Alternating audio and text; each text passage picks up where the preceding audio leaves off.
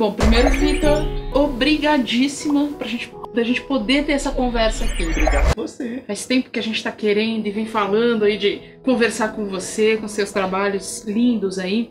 E eu queria começar, antes de chegar a essa beleza aqui,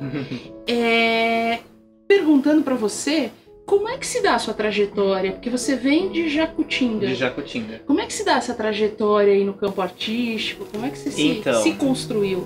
Então, de vários jeitos, é super bagunçada a minha formação. Eu comecei muito pequeno, na verdade, sempre tive muito contato com arte. Eu tive a sorte de estudar numa escola que incentivou a arte de todos os jeitos, todas as maneiras possíveis, assim, desde o infantil até o ensino médio. Então, feiras literárias, é por isso que eu sempre friso tanto, sempre falo tanto quando eu vou falar da minha carreira e vou falar de teatro, eu falo da importância do teatro na escola.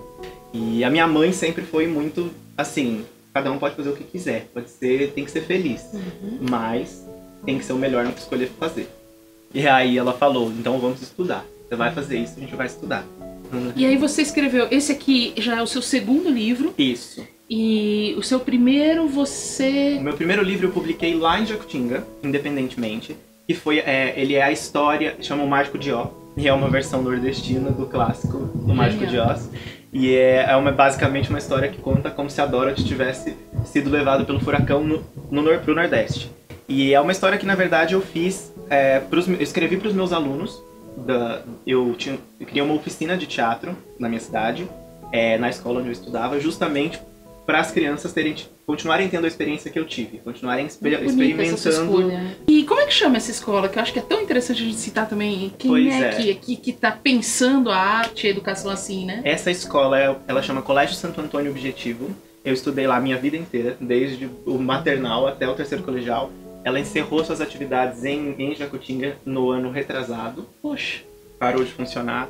Eu sempre falo que é uma judiação, é uma pena, realmente, porque é por conta disso que eu falei mesmo, sabe? Eu acho que tantas pessoas que eu conheço experimentaram lá e descobriram lá tantas coisas diferentes, mas deveria ser uma escola modelo, e não uma escola que encerrasse suas atividades assim. E me conta desse livro e desse processo, desde a publicação do livro até a criação, que eu acho que isso também, de um musical que vem aí agora, né? Então, a história do Casus Belli é uma história muito longa, né? Eu sempre falo que ela é até difícil da gente contar, porque ela tem tantas faces e tantos jeitos. Começa, na verdade, quando a mesma escola, numa outra professora, a Cristina, ela era minha professora de português. E eu sempre tive muita dificuldade de escrever dissertação.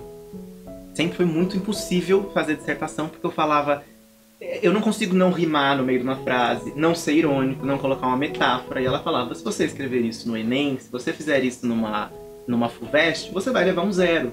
Precisa ser imparcial. E aí eu falava, não, eu não gosto. E aí tinha sempre essa briga. Até que um dia, uma das lições da apostila era fazer poesia. E aí eu fiz, pela primeira vez eu tinha escrito poesia. E ela falou, isso é muito bom, você escreve bem poesia, você gosta e é automático, você rima, né? E eu acho que você devia investir nisso. E mais, né? E daquele jeito. E aí ela achou um jeito melhor ainda de me incentivar. E ela falou, tá bom, você não gosta de fazer dissertação? Então você vai escrever poesia no lugar das dissertações e eu te dou a nota como se fosse dissertação. E aí a cada matéria, a cada tarefa da apostila eu fui criando um dos capítulos do Casus Belli. Que legal! E aí junto com ela corrigiu o livro, ela inclusive na época quando eu terminei de fazer a história toda, ela falou, não, vamos mandar pra editora, né? Deu um super incentivo assim. Mas acabei engavetando essa história e falei, mas um livro qualquer pessoa tem, não tem nada demais. E dentro daquele projeto de contação de história e de levar o teatro para as crianças, um dia eu fui contar a história, imprimi mesmo na folha sulfite e fui contar a história numa escola. E aí eu li a história toda, a história não só por conta do projeto, mas como as pessoas podem ver, ela é muito colorida. E aí eu contei a história toda e quando eu terminei de contar, uma menininha, ela olhou pra mim e falou assim, mostrou um desenho que ela tinha feito, preto e branco, e falou assim pra mim, sabe qual que é o meu maior sonho? Aí eu falei, qual? A gente tava esperando, né, ser princesa, alguma coisa. E aí ela falou assim, ter lápis de cor pra pintar esse desenho. E aí leva a gente pra um lugar muito louco, né? Porque você fica pensando, e eu falei, gente, nunca na minha vida que eu ia ter que desejar um lápis de cor. Sempre foi uma coisa que estava tão lá. sabe? Que a gente nem, não pensa... Nem pensa que pode ser o desejo de alguém. Desejo de alguém. E ao mesmo tempo também é muito legal, porque... É muito legal, não, é muito triste, porque que possibilidade, que visão tem uma criança que não tem nenhum lápis de cor, nem acesso a isso. E aí eu liguei uma coisa na outra e nasceu o projeto Casus Belli, que foi um projeto que a gente colocou no Catarse no final de 2016, e as pessoas compravam um livro e o dinheiro do livro, da publicação do livro, era destinado para comprar material escolar para as crianças de escola pública, de ONG. Foi um projeto social que acabou viabilizando a publicação do livro. E aí disso pra frente foi muito incrível. E a história acabou se espalhando num nível que a gente não esperava. E dentro disso tudo, o barulho acabou sendo tão grande que acabou chegando, né, na cara de pau nossa, a gente acabou chegando até a marca Souvenir, até a empresa Souvenir.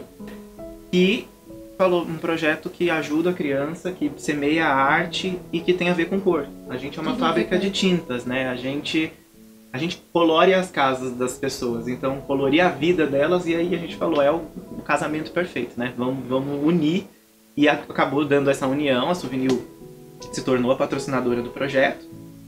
A gente já conseguiu colocar essa história no papel. Vamos tirar ela agora? O que dá pra fazer?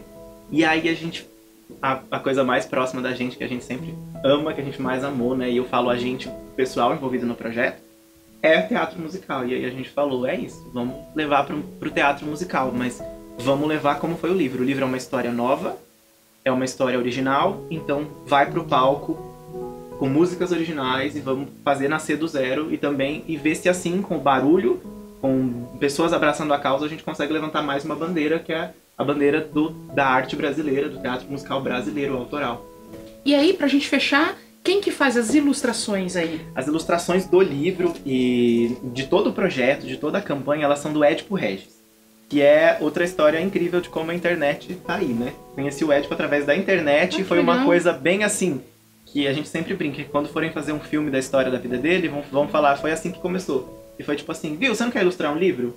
E ele falou, quero.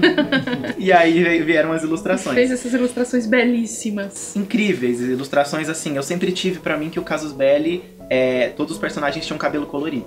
Na minha cabeça. Só tinha a história escrita, mas na minha cabeça eles tinham um cabelo colorido. E aí o dia que eu contei isso pra ele, ele pirou. Ele falou, vamos fazer esses cabelos coloridos então. E aí ele ilustrou todo o livro, todas as ilustrações que são usadas pra divulgar o projeto. E praticamente recriou a história, né? É outra coisa você ver ela desenhada, ela recontada. A gente tem personagens que... Maravilhosas as ilustrações. Né? Trabalho incrível. Que trabalho incrível e que trajetória incrível, Vitor. Muitíssimo obrigada por essa conversa. Obrigado a vocês, de verdade. Pena que a gente não tem tempo, que a gente ficava aqui conversando um tempão. Poderíamos ficar, mas tá ótimo. Tá ótimo, brigadão. Obrigado a vocês e parabéns pelo trabalho de vocês também. Opa.